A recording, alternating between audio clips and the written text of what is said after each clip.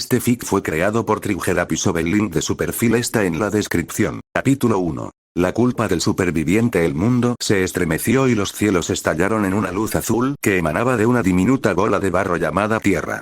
Dentro de esta luz había una criatura, parecida a un saltamontes gigante con forma humana. Zell se desintegraba, gritando sus últimas palabras al niño que tenía debajo. Gohan avanzaba con determinación, su brazo izquierdo colgando hecho jirones. Su brazo derecho se extendía hacia la figura desaparecida de su némesis. Relámpagos crepitaban a su alrededor mientras se dirigía lentamente hacia el borde del cráter creado por el Zell. Con un último rugido furioso, Zell desapareció de la existencia. Su ki desapareció con la onda Kamehameha que lo consumió. Finalmente, Gohan había terminado. Se quedó allí, jadeando, un instante mientras la luz se apagaba frente a él, dejando un paisaje desolado. Sus ojos se pusieron en blanco y cambiaron de verde azulado a onix, y sus erizados mechones dorados parecieron desinflarse al recuperar su negro natural. Se desplomó de espaldas, con el brazo izquierdo destrozado formando un ángulo extraño, con el hueso asomando por el gran agujero en su hombro. Su ji morado estaba destrozado, ocultando apenas su figura bien desarrollada, tan poco natural para un niño de 11 años. Por un instante, pareció que el mundo se paralizó. Nadie se movió. El resto de los guerreros Z, ahora dispersos por el campo de batalla, observaban con asombro e incredulidad al chico caído. Gohan permaneció allí jadeando unos segundos, y fue su risa hueca y silenciosa la que sacó a los demás de su aturdimiento. Entraron en acción de repente, corriendo a su lado al darse cuenta de lo gravemente herido que estaba. A través del campo de batalla no puedo creer lo que veo. Exclamó Hércules, estupefacto. Ese enano flacucho usó un truco para destruir a Zell. Fue mi muerte. Podría haberlo vencido. Mr. Satan se escondió tras una roca mientras observaba las consecuencias de la batalla. El equipo de cámara y sus estudiantes estaban atónitos por la fuerza de la lucha que acababan de presenciar. Más que nada en ese momento, Hércules estaba furioso consigo mismo y con su inacción. La combinación de miedo por lo que había visto y su rotunda negativa a creer que realmente había sucedido le estaba provocando un leve ataque de pánico. Era imposible que ese niño rubio pudiera hacer algo que él no podía. Tenía que ser un truco, como todas las demás luces y vuelos que hacían. Los humanos no podían hacer esas cosas, eran biológicamente incapaces. Puede que no fuera un gran erudito, ni siquiera se considerara un académico, pero sabía de lo que era capaz el cuerpo humano. Aún sin estar convencido de haberlo visto todo correctamente, ni de que pudiera tener algún fundamento real, decidió confrontar al chico que yacía en el suelo y llegar al fondo del asunto. Tenía que haber alguna explicación. Antes de que siquiera tuviera la oportunidad de moverse desde detrás de la roca, el gran hombre verde que había visto caer ante las pequeñas células azules voló al lado del niño, seguido de cerca por el resto del grupo que él había considerado falsos. Rodearon a la figura solitaria, y se sorprendió al ver que todos parecían estar en estado de pánico. Era obvio que había algo mal con el niño. Oh vale, tal vez no fue todo para aparentar, pensó Hércules de repente cuando se dio cuenta de que el niño debe haber resultado bastante herido durante la pelea si no pudo mantenerse en pie. Tal vez debería confrontarlo más tarde, apuesto a que necesita ayuda. Después de todo, trucos de luz o no, vi mucha sangre saliendo de él. Ahora que lo pienso, es solo un niño, apuesto a que no es mayor que mi propia hija. Vaya, si Videl hubiera estado aquí, hombre, no sé qué clase de padres lo dejarían pelear con un monstruo como Zell de todos modos. Fuera o no un impostor el chico, Mr. Satan decidió que debía intentar ayudarlo. Después de todo, era el campeón mundial, y qué mejor manera de complacer al público que demostrar que tenía un corazón bondadoso además de la destreza de un guerrero. Salió de su escondite y echó a correr hacia el grupo. Tras él, oía los gritos lejanos de los demás desde su dojo, que lo buscaban. Esperaba que lo alcanzaran para grabarlo ayudando al chico. A la gente le encantaban esas jergas tiernas. Apenas había llegado a la mitad del camino cuando el grupo desapareció literalmente en el aire. Uno a uno, se elevaron hacia el cielo, llevándose consigo al chico herido. Todos excepto dos. El hombre grande y verde, que observaba al tipo más bajo, al que Hércules identificó como uno de los extraños cambiaformas que vestía la extraña armadura azul y blanca. Su cabello había vuelto al negro, del dorado brillante que llevaba minutos antes. El campeón había visto el cabello cambiar de un lado a otro varias veces en algunos de ellos, pero no le encontraba sentido. Era algo en lo que pensaría más tarde, pues ahora estaba concentrado en el más bajo de los dos. A Hércules, le parecía un hombre que había perdido la voluntad de hacer mucho más. La frustración y la desesperación fluían libremente de su mirada mientras le hablaba en voz baja al hombre verde, aunque parecía que se esforzaba por mantener una fachada de tipo duro. Al acercarse Hércules, el hombre más bajo pareció perder la compostura y desapareció en un instante. Lo único que Hércules notó fue una tenue estela de luz blanca que desapareció en el horizonte. ¿Por qué siguen usando esos trucos?, pensó confundido. El espectáculo terminó, ¿de qué serviría algo así sin nadie que me vea? Será porque sigo aquí, no quieren decepcionar. El hombre verde se quedó mirando cómo desaparecía el hombre más bajo, y luego se agachó para recoger al hombre de cabello lavanda, que Hércules había visto recibir uno de esos rayos de luz en el pecho, cargándolo sobre su hombro. Hércules se detuvo detrás de él, conmocionado, y miró directamente a la parte trasera de su gi a través del enorme agujero en el pecho del tipo de cabello lavanda. Hércules no sabía qué clase de espectáculo de luces intentaban hacer con los destellos, pero esa herida parecía bastante real. Más que eso, el efecto en el medio ambiente parecía igual de real, aunque razonó que los explosivos y la pirotecnia precolocados podrían haber causado el mismo daño al terreno. La tierra estaba pisoteada a su alrededor, y había un gran charco de arena roja oscura donde el chico y el tipo de cabello morado habían estado tendidos. ¿Qué piensa hacer ahora, señor Satán?, gruñó una voz diferente, y Hércules dio un respingo al darse cuenta de que provenía del hombre que tenía delante. Era profunda, grave, y contaba con una fuerza que le provocó escalofríos de miedo.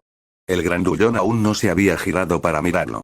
Hércules no pudo evitarlo. Quería ver al hombre que le hablaba. Quería saber con qué clase de embaucador estaba tratando, y eso significaba verle la cara.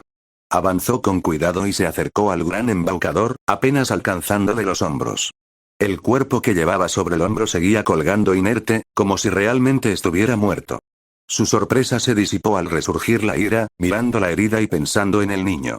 Deberían haberme dejado encargarme de ese bicho, dijo animadamente, señalándose el pecho con el pulgar. Podría haberlo hecho yo. ¿Por qué demonios dejaron que un niño pequeño luchara contra ese monstruo? Se suponía que esto iba a ser una pelea de verdad. ¿En qué demonios estaban pensando? ¿Y qué pasa con todos esos espectáculos de luces y teatralidad? El hombre finalmente se giró para mirar a Hércules, haciéndolo palidecer bajo su mirada. Había asumido que era solo un humano maquillado, pero definitivamente no lo era. La piel verde no estaba pintada, ni las antenas que le sobresalían de la frente eran falsas. Sus ojos negros poseían una frialdad vacía que sin duda perseguiría a Hércules hasta el día de su muerte. Su gruñido salvaje mostraba unos colmillos extremadamente afilados que parecían feroces y poderosos. En resumen, la gran cosa verde era una horrible muestra de fuerza alienígena. Pero la voz que salió de su garganta sería sin duda lo que Hércules recordaría. Hércules, solo lo diré una vez, y más te vale no olvidarlo nunca. No nos importa lo que hagas después de hoy, llévate el mérito si quieres, consigue tu dinero y tu fama. No los queremos. Pero nunca olvidarás lo que mi amigo hizo aquí. Entiende que, aunque seas un ser humano poderoso por derecho propio, ese chico es lo mejor que este mundo puede ofrecer, al igual que su padre, a quien le debes la vida. Nunca podrás compararte con el poder que presenciaste hoy. Te beneficiaría ser humilde y aceptar que no serías nada si no fuera por ellos. Hércules lo miró boquiabierto, atónito.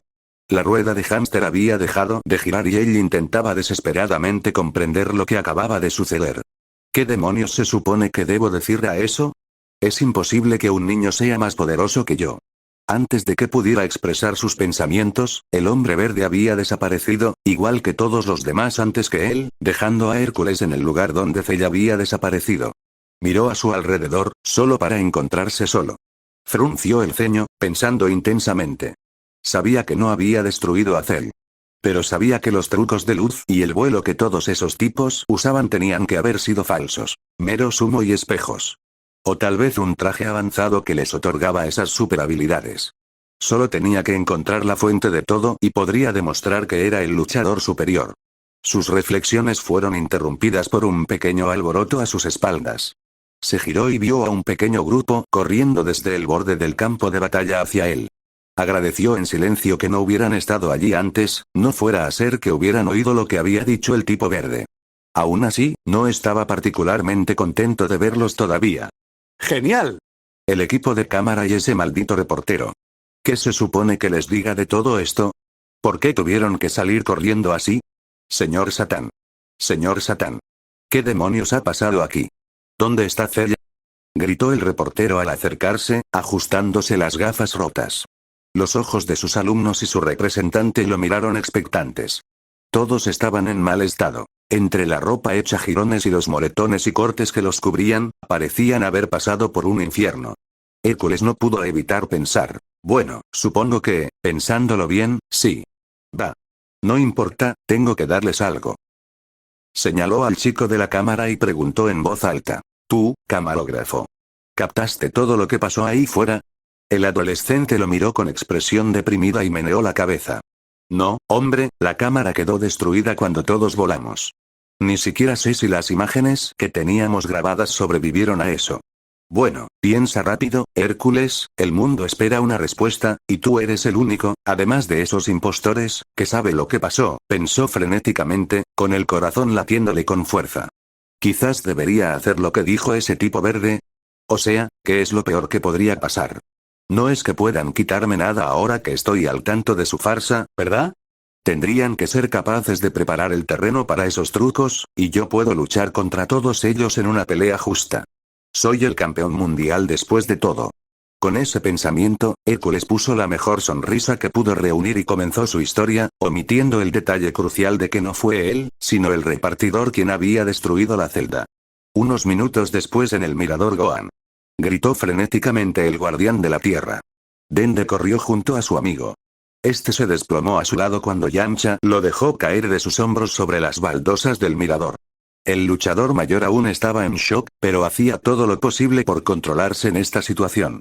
Dende los recorrió con la mirada, presa del pánico, mortificado por lo mal que habían salido de esta. Dende, por favor, cálmate y concéntrate. ¿De acuerdo? Dijo Yamcha con urgencia, antes de suavizar su tono. Está inconsciente, pero sigue vivo. ¿Puedes ayudarlo? Por favor, no le queda mucho tiempo antes de que sea demasiado tarde. El rostro de Yamcha, con cicatrices, se contorsionaba de miedo y parecía náuseas mientras miraba al hijo de su antiguo rival. Dende volvió a mirar a Gohan y comenzó a analizar las heridas de su amigo con la mayor serenidad posible. Estaba hecho un desastre. Su rostro tenía varios cortes, uno de los cuales parecía estar justo encima de una fractura de cráneo particularmente grave. Sus piernas estaban severamente magulladas y Dende pudo notar múltiples fracturas. Varias costillas estaban definitivamente rotas o agrietadas, una de ellas evidentemente perforando un pulmón, a juzgar por la sangre que fluía libremente de su boca con cada respiración entrecortada, y había más moretones y pequeños cortes de los que se podían contar. Pero lo peor de todo era el horrendo daño que tenía en el brazo izquierdo. Los músculos alrededor del hombro estaban desintegrados y quemados por completo, y podía ver que su hombro estaba descolocado, con el hueso sobresaliendo de la herida abierta mientras la sangre roja oscura rezumaba sobre la baldosa de observación. Es más, Dende pudo notar que los huesos de su brazo estaban casi pulverizados, y los ligamentos y tendones estaban destrozados, si es que lo sabía. Huelga decir que esto sería particularmente difícil, dados sus aún limitados conocimientos sobre curación. Había reconstruido cortes y perforaciones, incluso quemaduras graves y el enorme agujero que le habían dejado en el pecho a Vegeta en Namekusei, pero a efectos prácticos, este brazo estaba acabado. Ya no había nada que reconstruir, y crear carne y tendones era una perspectiva completamente distinta. Si no hubiera tenido la capacidad de sanar tan bien como pudo, no habría habido ninguna esperanza para el niño. Yamcha, creo que puedo curarlo, empezó vacilante, conteniendo los nervios. Va a sufrir daños permanentes en el brazo, no sé qué tan graves serán. Creo que puedo dejarle usarlo por completo, pero como mínimo le quedará una cicatriz. No puedo hacer nada al respecto, esto es demasiado. No puedo simplemente recrear su brazo, tengo que replicarlo con lo que tengo, y no tengo mucho con qué trabajar. Creo que puedo hacer desaparecer el resto del daño, pero me llevará un poco de tiempo, y más de un intento, creo. Quizás quieras que su madre venga para que pueda explicarle qué está pasando. No hace falta, Dende, Ten va a buscar a Kitty, dijo Yamcha con una mueca. No envidio a ese hombre, solo puedo imaginarme lo que hará. Krillin pasará por casa de Korin, pero creo que nos llevamos las únicas Senzus listas para usar cuando aparecieron los androides. Los demás deberían llegar pronto. Trunks y Goku no sobrevivieron, y todos los demás están en mal estado, pero primero ayuda a Gohan, tenemos que mantenerlo con vida. Su voz era grave y su expresión abatida mientras observaba a Dende ponerse manos a la obra. El guardián comenzó, expulsando su energía a través de las manos, concentrándose en la gigantesca herida del hombro, atreviéndose a esperar tener la habilidad para hacerlo. Podía sentir cómo los tendones y músculos empezaban a replicarse y unirse bajo su influencia, y con un chasquido espantoso, el hombro volvió a su lugar recién reparado. El músculo empezó a expandirse y a unirse, seguido de cerca por la piel, sellando la herida y creando una gran cicatriz perlada donde debía formarse la nueva piel. Los cortes más pequeños empezaron a unirse, y su respiración se estabilizó mientras su pulmón perforado se recomponía. De repente, Dende sintió que se hundía en una profunda fatiga y cortó el flujo de energía antes de que la oscuridad lo envolviera. Respiró con dificultad y se apoyó en las manos, intentando estabilizarse. No puedo continuar ahora mismo, Yamcha. Estoy sin energía, y sus heridas son demasiado graves para curarlas de una sola vez. Levantó la vista con expresión cansada y se encontró con las miradas de varias personas. Yamcha seguía observando las baldosas entre sus pies, conteniendo en silencio sus sollozos por la pérdida de uno de sus mejores amigos. Krillin estaba allí con un androide 18 inconsciente acunado en sus brazos al estilo nupcial mientras contemplaba la figura inmóvil de Gohan con lo que definitivamente era arrepentimiento en sus ojos.